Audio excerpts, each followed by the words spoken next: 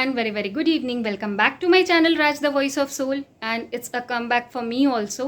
काफ़ी टाइम बाद I guess 2 months और सो मैं अपना व्लॉग वापस से स्टार्ट कर रही हूँ and it's 6th September in the evening क्या नाइट आई गेस रात के 9:30 बज रहे हैं एंड बस मुझे लगा कि आई शुड रिज्यूम नाउ और वापस से मैं सारी चीज़ें अगर एक बैलेंस हो गई हैं तो मैं वापस से अपनी ब्लॉगिंग एंड सारी चीज़ें कंटिन्यू करूं। 1 मिनट आराम से बैठ के आप सभी से बातें करते हैं। हाँ, तो मैंने काफ़ी टाइम से अपना ब्लॉग नहीं डाला था। क्यों नहीं डाला था? इसका सबसे बड़ा रीज़न माय डेंटल इशू। वो व्लॉग मैं जब घर गई थी तो वो और उस पूजा वगैरह वो सारे व्लॉग्स मैंने आप सभी के साथ शेयर किए थे।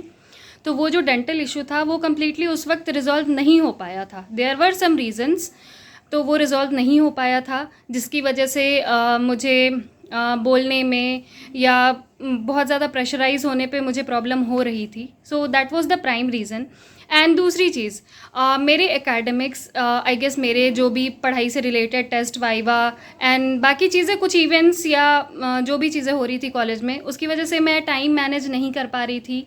और मोरोवर ये रीज़न था कि जब आपकी हेल्थ सही नहीं होती है ना तो आप किसी भी चीज़ में थोड़े से उलझ जाते हो। आपका किसी भी काम में वो होता है ना कि प्रॉपर मन नहीं लगता है तो आप बैलेंस नहीं कर पाते हो चीज़ों को। तो वही हो रहा था मेरे साथ। This was so much troubling and finally the surgery is trust me, this was so much troubling ना। कहने को एक छोटा सा दांत लास्ट मोलर जो कि मैंडिबल हमारे लोअर जो हमारे मेडिसिन रिलेटेड फ्रेंड्स होंगे वो समझ पा रहे होंगे, उसकी तरफ टिल्ट होके 45 डिग्री पे इस तरीके से फंसा हुआ था जिस वजह से उसे स्पेस नहीं मिल पा रहा था एंड वो बाहर नहीं आ पा रहा था। But all apart everything is fine now. Finally the surgery has been done. उस दांत को निकाल दिया गया है। छोटी सी चीज़ थी बट दिस वॉज ट्रबलिंग, इसलिए मुझे खुद को और अपनी पढ़ाई, academics, non academics and blah blah blah जो भी छोटे मोटे इश्यूज़ थे उन सारी चीज़ों को बैलेंस करने में मुझे टाइम लगा, बट कर लिया मैंने and everything is fine now. तो मैं वापस से अपनी ब्लॉगिंग स्टार्ट कर रही हूँ। और स्टार्ट करने से पहले कुछ लोगों के क्वेश्चंस थे कि खुद आयुर्वेदाचार्य की पढ़ाई कर रही हैं आप, तो उससे रिलेटेड ये इशू रिजॉल्व क्यों नहीं हो पाया? तो भाई साहब, सारी चीज़ें हमने जो भी चीज़ें पॉसिबल थी वो हमने की थी। For pain and regarding the honey therapy सारी चीज़ें हमने की थी, लेकिन जब इस तरीके से कोई चीज़ फंसी हुई है तो उसे कैसे रिमूव किया जा सकता है? By external therapies. That is the point two understand ना।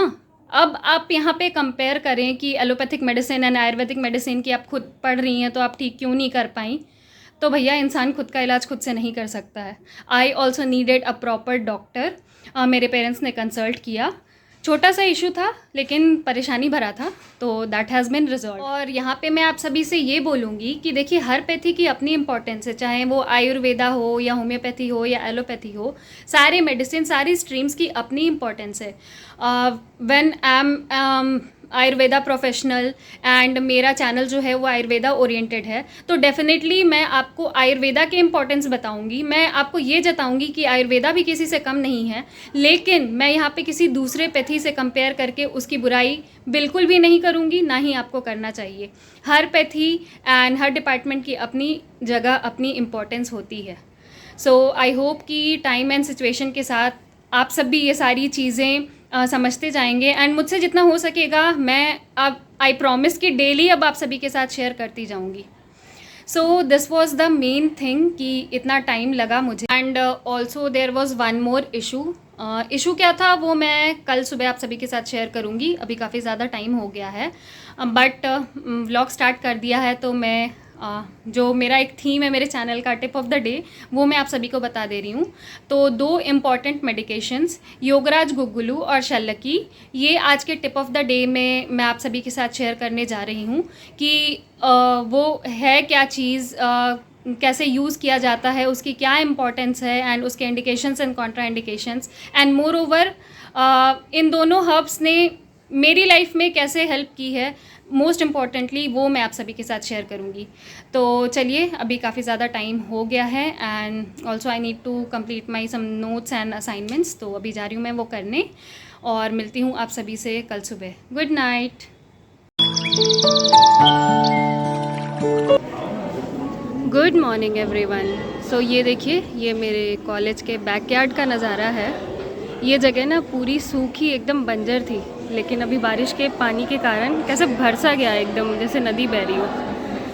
But the main thing is that कि इतनी बारिश होने के बाद भी ह्यूमिडिटी इतनी ज़्यादा है ना, तुरंत में स्वेटिंग होती है एंड गर्मी के कारण अनकम्फर्टेबल सा फील होने लगता है। तो अभी आ गए हैं हम लोग कॉलेज। सुबह कुछ भी शूट नहीं कर पाई थी क्योंकि ऑब्वियस सी बात है, मॉर्निंग क्लास भी थी और मैं जल्दी में भी थी। तो अभी आ गए हैं college and now we have our practicals of रसायनशास्त्र। तो अभी चलिए लैब में चलते हैं और देखते हैं क्या हो रहा है।